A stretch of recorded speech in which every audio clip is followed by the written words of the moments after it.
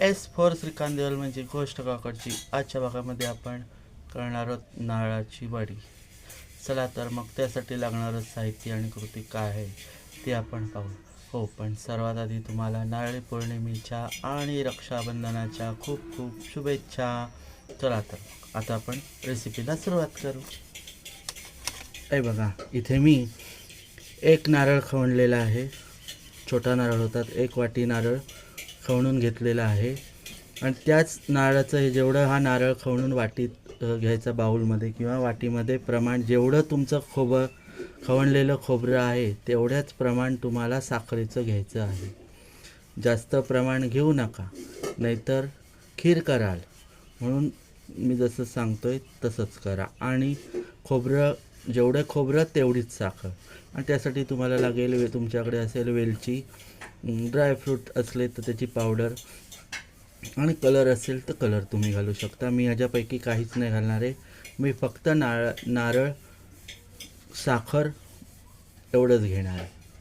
तर चला तर मग आता आपण या गोड रेसिपीला सुरुवात करू. हो, आणि सर्वांनी परत नारळाची वडी खायला या. इथे जेवढं मी खोबरं घेतलं आहे, एक वाटी ह्या तेवढीच साखर घेतलेली आहे. आता मी जातो पुढच्या कृतीकडे. चला माझ्या मागून. तर पुढे काय मी करणार आहे ते आपण पाहूया. म्हणजे मी करणार आणि तुम्ही पहा, व्हिडिओ पूर्ण पहा. तर मंडळी, इथे मी उथळी आपली गरम करत ठेवले आणि त्याच्यामध्ये मी टाकणार आहे साखर आणि थोडंसं पाणी. हे बघा, हे वाटीभर मी पाणी घेतलं आहे, साधं नॉर्मल आपलं, आणि ते टाकते. पाणी थोडंसं टाकायचं आणि हे ढवळत घेतो, पकड घेतो.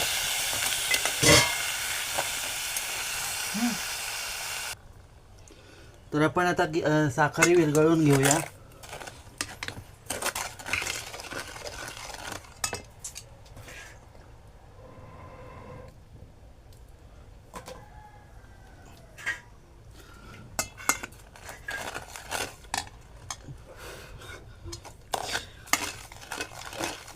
ढवळून घ्यायची, नाही तर ती खाली लागते.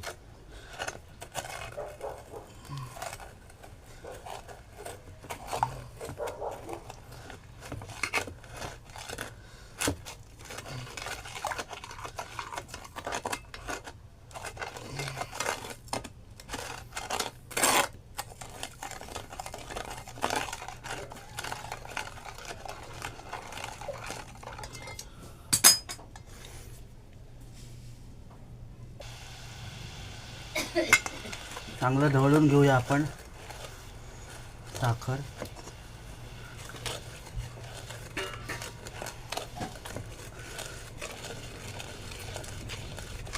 एकतारी तिचा पाक झाला.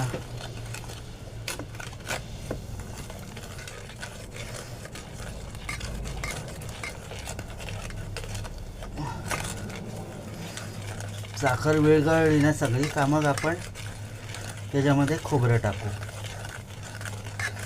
तुम्हाला जर दालचिनी वगैरे टाकायची असेल, पावडर, जायफळ पावडर, दालचिनी पावडर, तर तुम्ही ती आत्ताच टाकून घ्या. वेलची पावडर किंवा ड्रायफ्रूट वगैरे. ही बघा, आता फेस यायला लागला.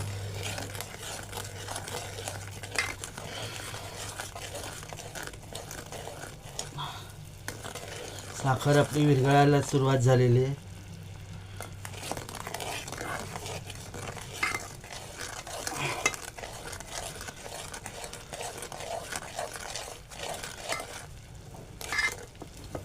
आता याच्यामध्ये आपण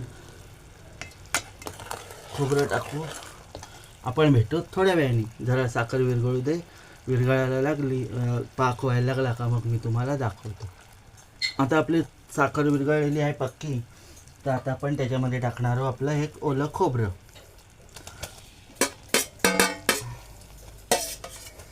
आणि ढवळत राहायचं, नाही तर ते खाली लागू शकतं.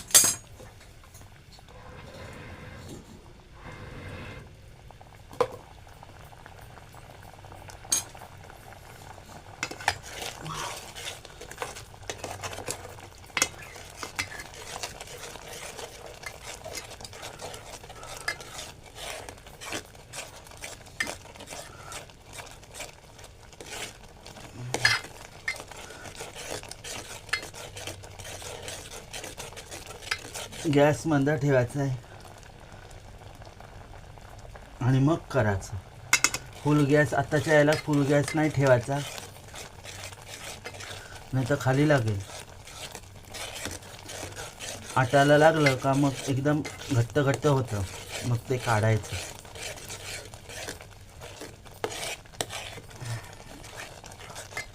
चला तर मंडळी, आपण भेटू थोड्या वेळाने. हे बघा, इथे आपलं जे मी खोबरं पाकामध्ये टाकलं होतं साखरेच्या, ते आता घट्ट होत आलं आहे. हे बघा, असं ह्याच्यापेक्षा अजून ते सुकायला हवं, जेणेकरून त्याच्या वड्या एकदम छान पडतील.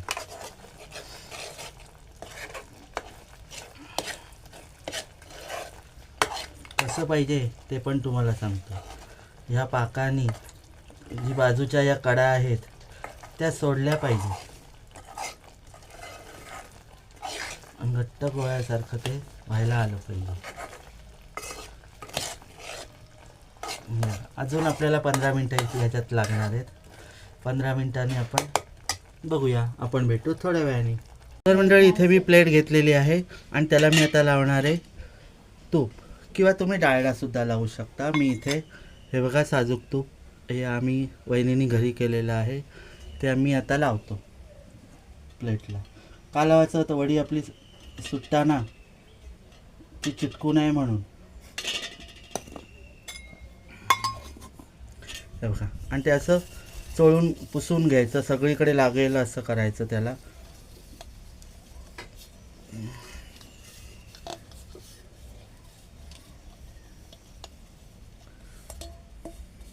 आलं ना व्हायला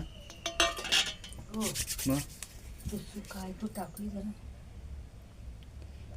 तर मंडळी, हे बघा, आपलं तर इथे पाखा तयार झालेला आहे. हा बघा, आहे ना, सुक्का झाला. तर आता आपण तो त्या प्लेटमध्ये काढूया.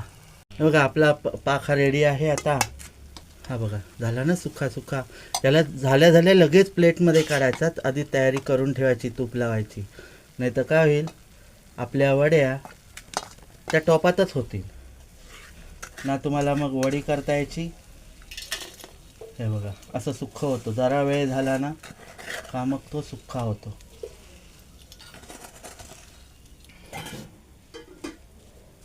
आणि चेपायचा तो तो तिथे प्रेस करायचा.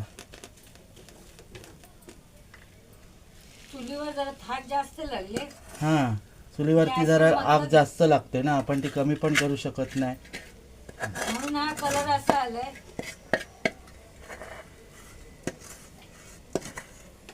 मंद गॅसवर नसता कलर असा आला की नाही. हो, मला जरा तूप दे. काय तूप नाही, प्रेस करायला काहीतरी आहे.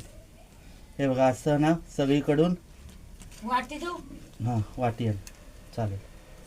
आणि तुपाचं पण आण तसंच.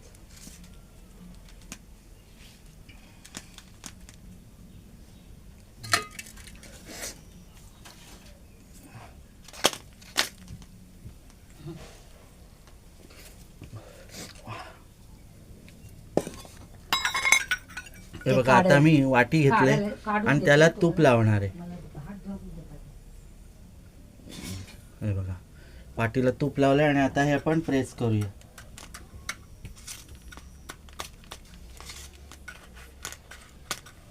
सुक्क झालं पार अगदी.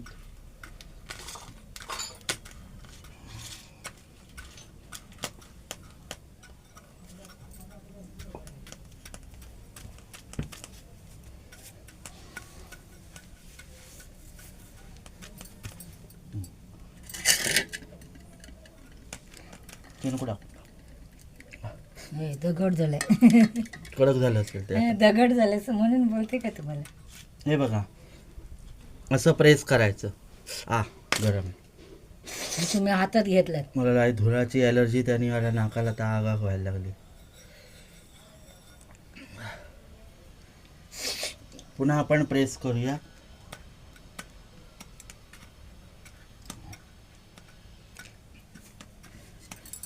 आता सोपी पद्धत सांगू तुम्हाला. केळीच्या पानामध्ये थापायचं आणि त्या दुसऱ्या केळीच्या पानाला तूप लावायचं आणि ते उलटं करून ते थापत जायचं. जरासं गरम चटका लागेल. भाकरीचा चटका घेतात ना. हो, लेडीज लोक भाकरीचा चटका घेतात ना, तसं हा चटका घ्यायला काय हरकत नाही. आपण आता हे जवळजवळ अर्धा तास ठेवून देऊया असंच. हे बघा, असंच अर्धा तास आपण ठेवून देऊया थंड होईपर्यंत, आणि मग त्याच्या आपण वड्या कट करू.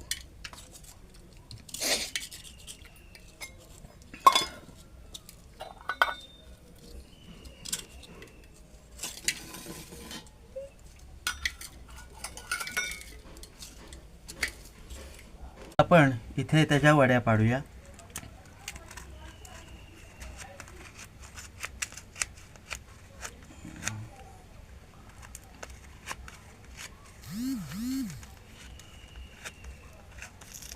हे बघा, खुसखुशीत झाल्यात अगदी.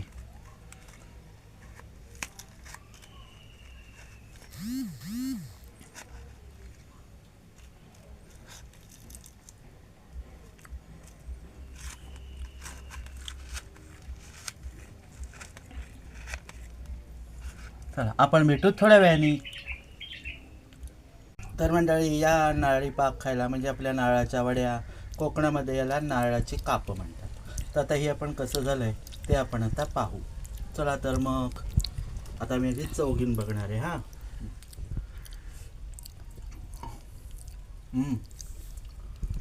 मस्त खुसखुशीत झाल्यात. फक्त जास्त आटवू नका तुम्ही, कारण लगेच तुकडे पडायला जरा कठीण होतात, कुसकुर होतो म्हणून. हे बघा, मी आता परत खाऊन दाखवतो. जळवतात, आपल्याला जळवतात. तर आजची रेसिपी तुम्हाला आवडली असल्यास चॅनलला लाईक करा, कमेंट करा, आणि नवीन असाल तर सबस्क्राईब करा. आणि आमच्या 9 वाजता, रात्री 9 वाजता लाईव्ह असते, त्या लाईव्हला नक्की या. अंधार पडलेला आहे, लाईट गेलाय. तर तुम्हाला सुद्धा नारळी पौर्णिमा आणि रक्षाबंधनाच्या खूप खूप शुभेच्छा. खा, तुम्ही सुद्धा खा. हां, जळवतात आपल्याला सलोरांना. हो, नाही तर बोला दादांनी एकटेच खाल्ले, आम्हाला दिले असत नाहीत. चला तर मग पुन्हा भेटू अशाच एका रेसिपीमध्ये. तोपर्यंत बाय बाय.